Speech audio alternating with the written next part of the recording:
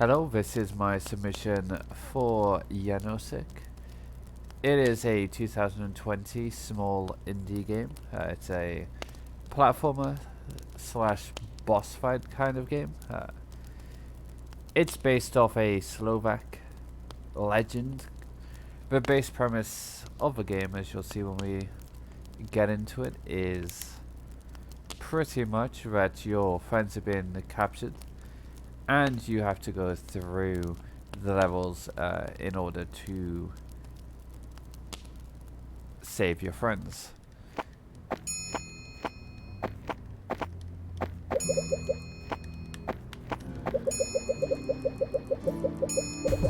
As you can see, I am rolling most of the time because when you're moving it is better to just keep rolling. As walking is slower than rolling, so you have to dodge enemies and spikes in the ceiling, and as you roll, your rolling animation is also an attack.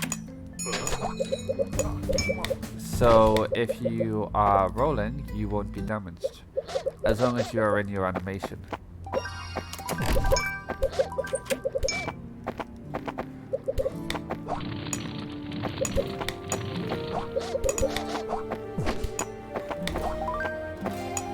Now, as you can see, there are different people you have to rescue, and also different items like chests and stuff on the ground.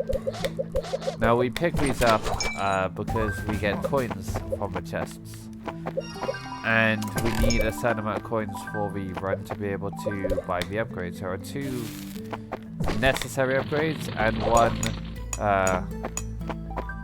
optional upgrade. So you can, if you die in this game, there are checkpoints everywhere, pretty much. They're the little, like, flame lantern things that I have passed.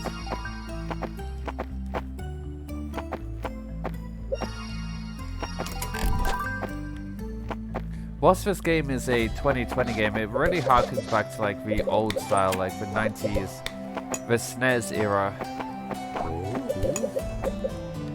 Really, and it has a lot of charm because of that. We're a small speedrunning community, but we're pretty close. I know I missed recycle, so I have to wait for it to come down, but it's not too bad.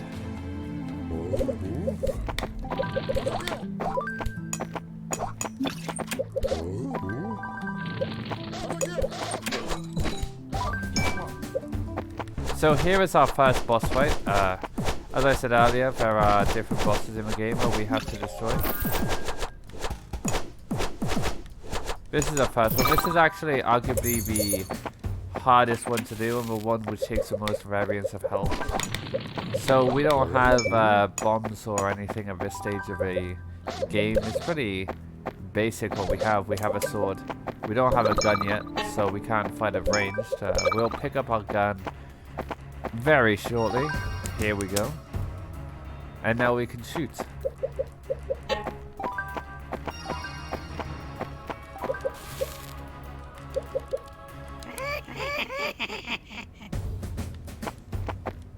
So this game is free on Steam, which always makes a good thing.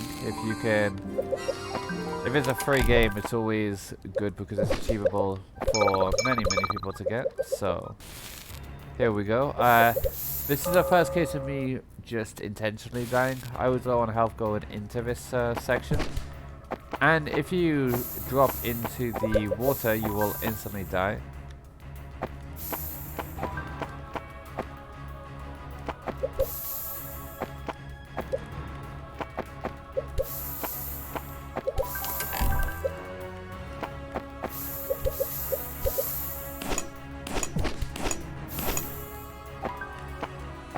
There are a few categories for this game, but this is the main one. Well, one of the main 2.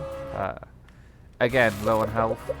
I usually don't like dying there, but sometimes it's just unavoidable.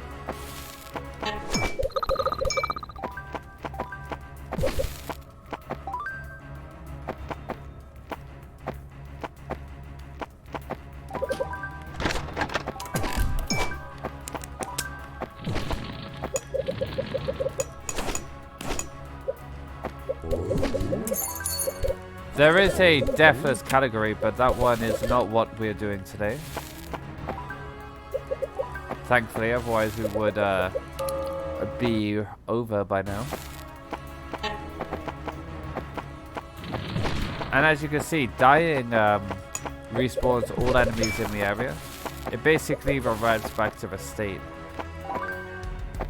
you were in when you where you should have been in when you activated the checkpoint.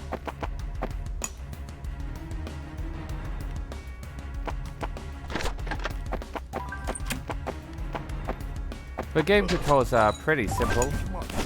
You move, you roll, you shoot. There's a button to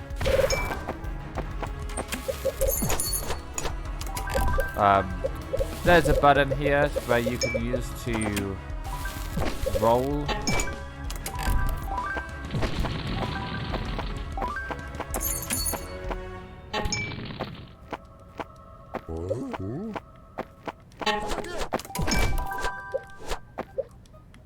So now we go back to a witch. We can now swim. So earlier I was jumping in with water to instantly die. At this point you cannot do that because you have the water breathing ring. Again, I'll do a quick death here. Because now we're going on to the second boss and you want to be as healthy as possible.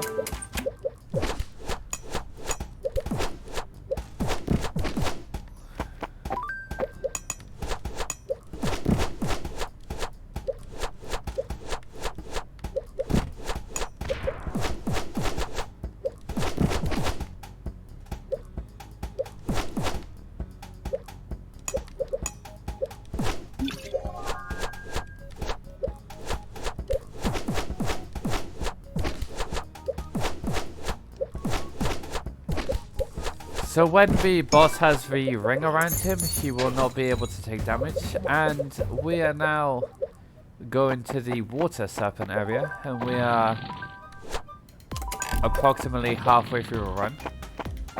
The run's about 15 minutes, so quite nice. There is a longer category, but... And there's also deathless categories, and there's also a 1 minute category, which I hold world record for. This is the second most submitted to category.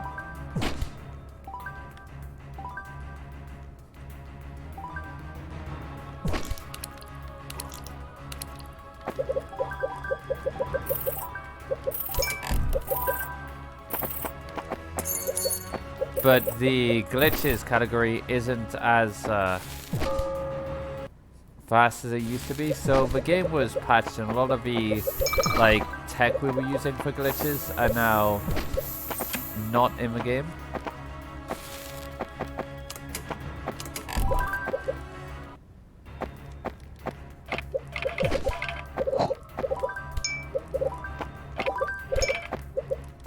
But as I said, this has a very NES/SNES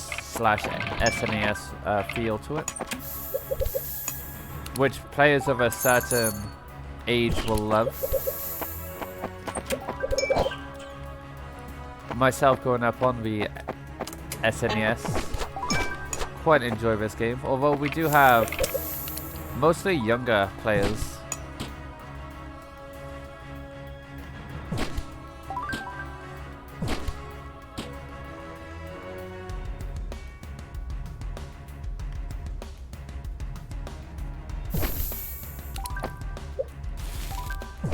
So again, you see just taking the death there.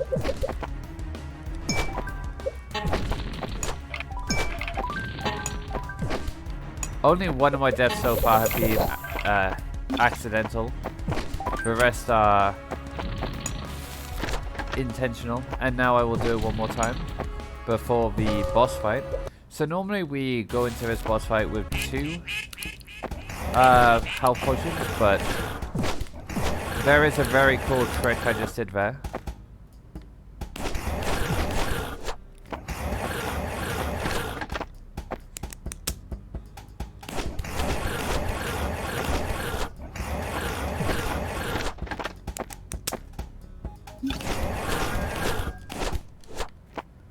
And there we go. The second boss fight has been completed. There's now 2 more boss fights.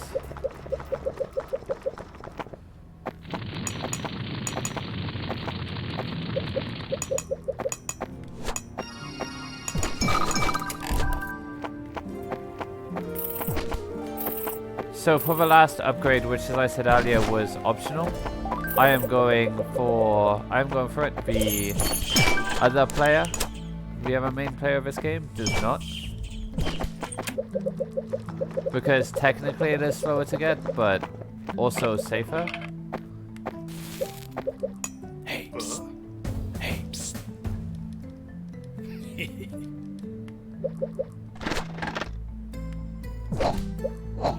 Actually, I need to save quickly and then die. So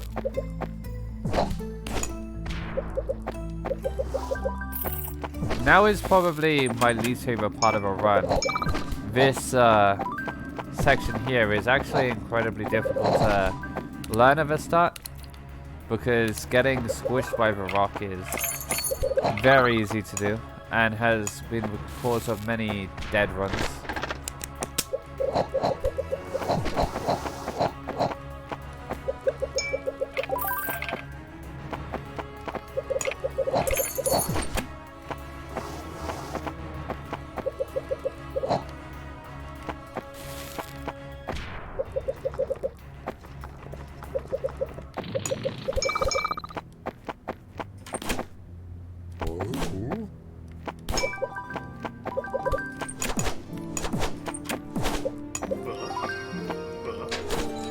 Now we're taking advantage of as many like secret areas as possible because they usually hold either coins or health potions or something.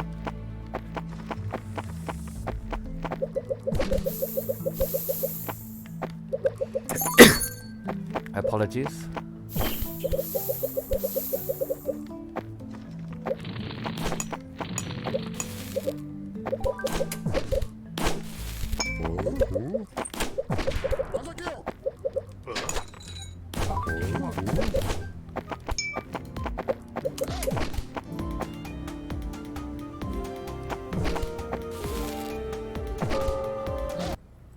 There is a much safer route you can take with health potions, which loses about 10 seconds, I'd say, where you get like 2 more health potions.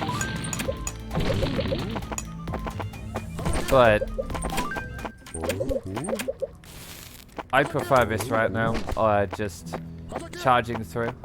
Unfortunately, I fell down there, but should be fine.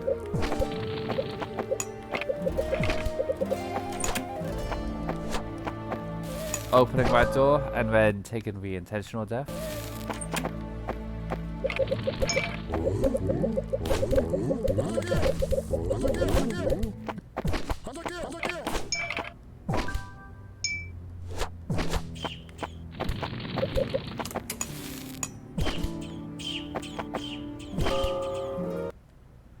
So because we're 1 health potion short there, I had to take that death. Normally I'd just go into it.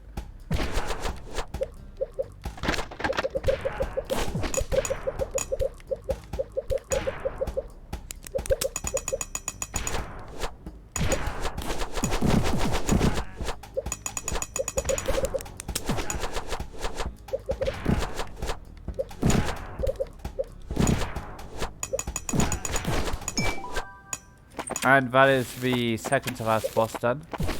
Now only got 1 more to go.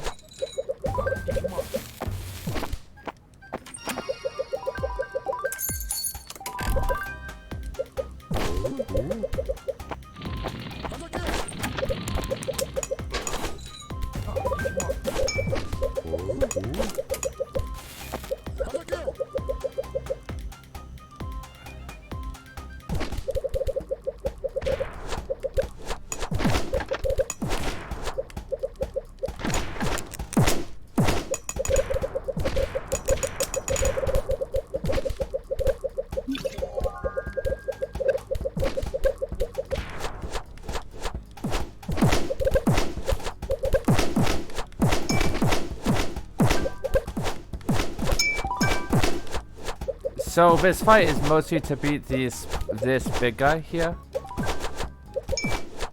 And we are done with a run. And then we watch the final cutscene. There used to be an opening cutscene. Unfortunately, that was taken out of the game.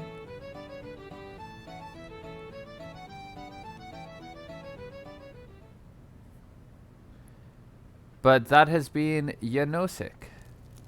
Thank you for watching. I have been Accenton123. And